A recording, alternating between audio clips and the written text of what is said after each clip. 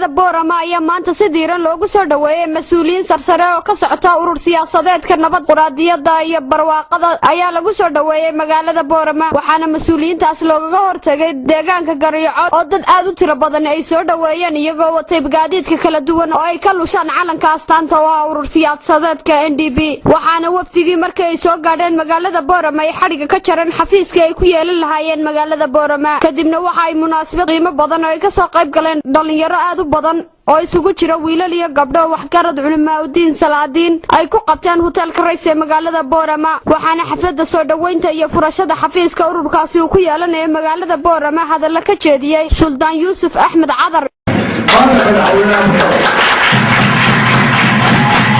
waxa isaguna halkaasi ka hadlay xildhibaan Yuusuf Cabdullaahi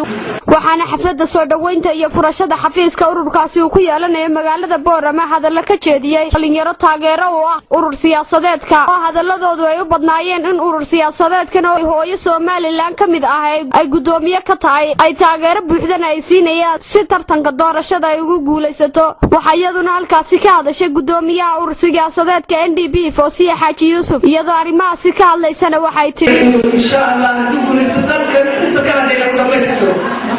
نبر هو حلو تاني ما نسلوا كسرنا لأن راسي هاي بتجعل لنا يكسرها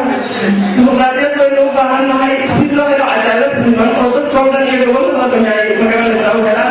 إذا كروا أوضة شو تبين أن بتشيل كروا ما تيمانه مركب ما بتشيل waxaana wafdigii ay horkacisay musharaxa urur siyaasadeedka NDP lagu soo dhaweeyay ciyaaraha sayliciga ee reer Awdalcaanka ku yihiin